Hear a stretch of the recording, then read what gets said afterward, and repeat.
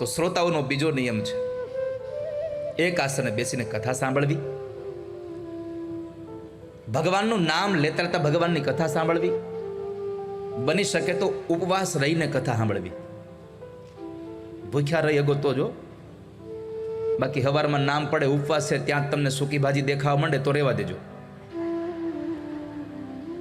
નહીં તો હવારમાં પૂછતા હોય કે આજે શું ફરાળ બનાવવાનું છે, તમારે એકાદશી નથી કરવી, રહેવા દો. બની શકે તો ઉપવાસ રહીને કથા સાંભળવી, બ્રહ્મચર્યના વ્રત સાથે ભગવાનની કથા સાંભળવી.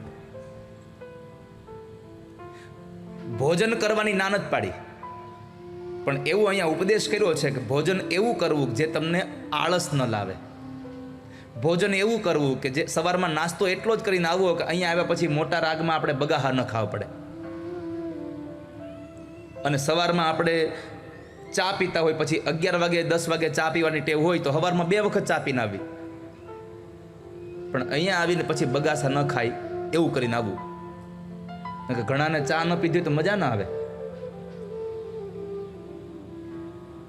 ચા વિના મને ચેન પડે નહીં, ચા વિના મને ચેન ન પડે. એક પંક્તિ ગવડાવું. કેટલા લોકો ચા નથી પીતા એ હાથ ઊંચો કરો. જેટલા લોકો ચા નથી પીતા એ ઓ બા નથી ચા પીતા, વાહ વાહ. કારણ કે ચા પીવે છે એવું હાથ ઊંચો કરાવો તો આખો મંડપ ઊંચો હાથ થાય. ચા વિના મને મન મારું જાય રે,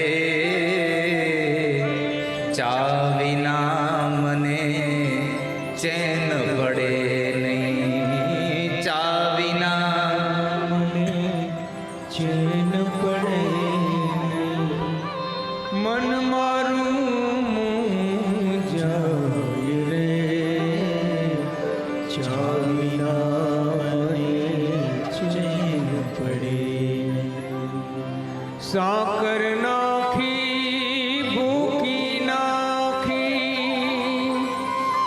દૂધનો નહીં માપ રે. આખા દૂધની ચા બનાવી હોય, એ ચા ઉકળતી હોય ને એમાં આદુ નાખ્યું હોય, અને થોડીક આમ કડક ચા બનાવી હોય જેમાં આમ હળી નાખો તો ઊભી રહી જાય. આખા દૂધની હો, ચોખ્ખી ભેંસનું દૂધ નાખ્યું હોય એમાં,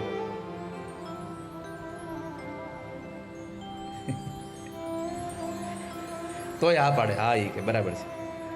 એ ચોખ્ખી ભેંસનું દૂધ ન હોય, દૂધનું ચોખ્ખું ભેંસનું ચોખ્ખું દૂધ હોય એમાં. પણ તમે એટલા બધા પ્યારા બધા વખત શ્રોતાઓ છો ને, હું જે કહું સાચું જ માની લો છું.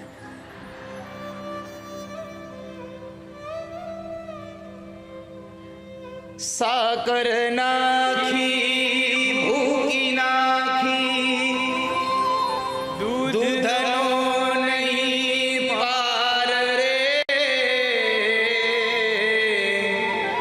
થોડી થોડી છોકરાને દીધી, થોડી થોડી છોકરાને આપી, બીજી પી ગયો એનો બાપ રે,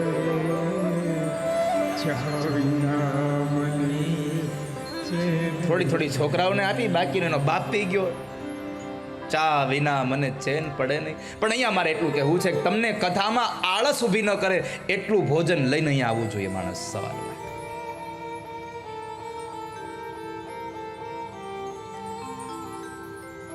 ભગવાનના નામનો જપ કરતા કરતા ઠાકોરજીની કથા સાંભળવી.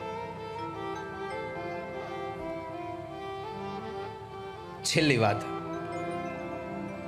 ભાગવતના વક્તા વ્યાસપીઠે આવે એના પેલા શ્રોતાઓએ મંડપમાં જઈને બેસી જવું જોઈએ કે જેથી કરી કથા ચાલુ થાય પછી કોઈ જાતની હલચાલ ના હોય.